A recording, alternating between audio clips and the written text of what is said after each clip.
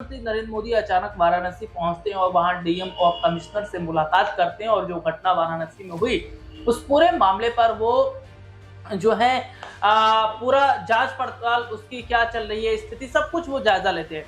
और ऐसे में वो डीएम को भी फटकार लगाते हैं, कमिश्नर को भी फटकार लगाते हैं और जो महिलाओं के साथ हो रहा है उसको कैसे रोका जाए, कंट्रोल कैसे किया जाए, उस पर वो बात करते नजर आए।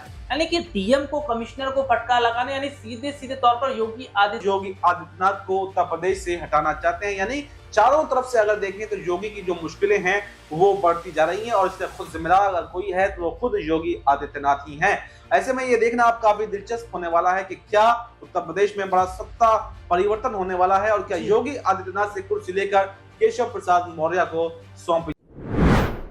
क्या प्रधानमंत्री नरेंद्र मोदी को भी ऐसा लग रहा है कि उत्तर प्रदेश योगी आदित्यनाथ से नहीं संभल रहा? उत्तर प्रदेश में लॉ एंड ऑर्डर पूरी तरीके से ठीक नहीं है। दरअसल अचानक प्रधानमंत्री नरेंद्र मोदी वाराणसी पहुंचे और अभी हाल ही में वाराणसी में एक ऐसी घटना घटी जिसकी चर्चा चारों तरफ हो रही है। जिस तरीके से एक महिला के साथ में 27 जो युवक थे उन्होंने जो गलत काम किया, उसके बाद में योगी आदित्यनाथ से सवाल, शासन प्रशासन से सवाल, और ये पूरा देश का मुद्दा भी बन गया। और प्रधानमंत्री नरेंद्र मोदी ने इस मामले में डीएम से बात की, कमिश्नर से बात की और ये भी कहा कि ये लापरवाही बर्दाश्त इस तरीके की नहीं की जाएगी और इतना ढिलमुल रवैया उत्तर प्रदेश में ठीक नहीं है, लॉ एंड ऑर्डर को और मजबूत किया जाए।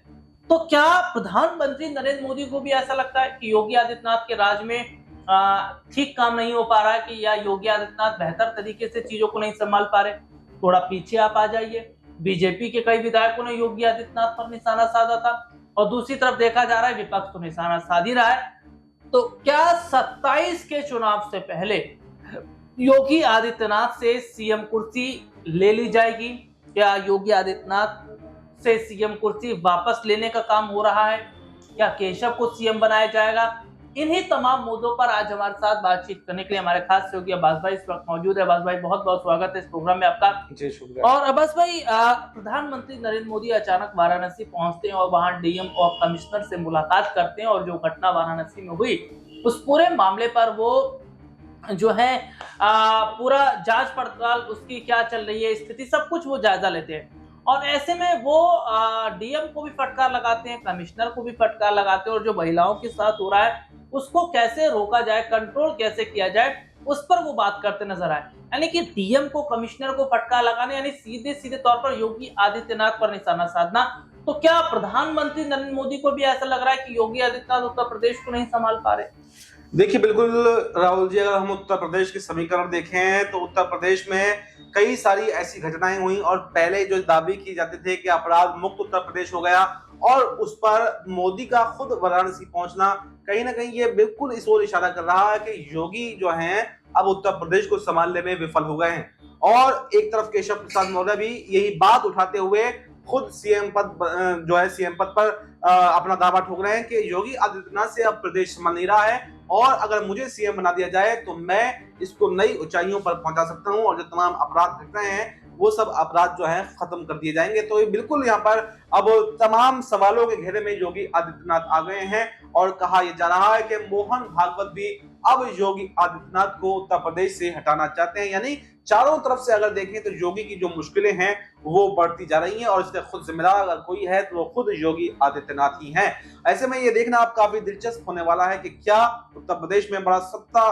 परिवर्तन होने वाला है और क्या योगी आदित्यनाथ से कुर्सी लेकर केशव प्रसाद मौर्य को सौंपी जा सकती है। अब्बास भाई, अभी हाल ही में देखने को मिला था नंदकिशोर गुर्जर जिन्होंने योगी आदित्यनाथ पर निशाना साधा था। इसके अलावा देखा जा रहा है बीजेपी के कई विधायक कह चुके हैं कि उत्तर प्रदेश में लॉ एंड ऑर्डर ठीक नहीं है। और सबसे बड़ी बात है कि उत्तर प्रदेश में हम देखते हैं कि भले ही अपोजिशन पार्टी के हैं रामजी लाल, लेकिन वो एक दलित चेहरा है और उनके घर पर करनी सेना का हमला हो जाता है, योगी आदित्यनाथ रोकने में नाकाम हो जाते हैं। दूसरी तरफ मुसलमानों की नाराजगी भी नजर आ रही है क्योंकि मुसलमानों को लेकर भी ठोस कदम योगी आदित्यनाथ उठा रहे हैं। तो ऐसे में देखा जा रहा है कि जहां योगी आदित्यनाथ के फैसले से एनडीए के सहयोगी दलों को झटका लग रहा है, चाहे मुसलमान वोट बैंक उनके हाथ से फिसल रहे हो, दलित फिसल रहे हो, दूसरी तरफ एक चीज ये भी नजर आ रही है कि केशव प्रसाद जो मौर्य हैं वो इन मामलों से बच रहे हैं और बच तो रहे हैं। इसके साथ ही साथ देखा जा रहा है कि जितना हमला योगी पर हो रहा है उतना कहीं भी केशव पर नहीं हो रहा है, या उतना केशव से कहीं कुछ पूछा नहीं जा रहा है। ये तक कहा जा रहा है कि योगी को हटाकर केशव को ही सीएम बना दिया जाए। बिल्कुल, देखिए केशव प्रसाद मौर्य कहीं ना कहीं सीएम बनने के काबिल भी हैं और 2017 का जो चुनाव जो जीता गया था उसमें सबसे बड़ा क्रेडिट अगर किसी को जाना चाहिए और जाता है तो वो केशव प्रसाद मौर्य को जाता है। लेकिन यहाँ पर रातों रात चूंकि हिंदुत्व वाली छवि सबसे ज्यादा योगी आदित्यनाथ की थी तो उनको मुख्यमंत्री बना दिया जाता है ताकि हिंदुत्व वाली छवि जो है बीजेपी की वो बनी रहे।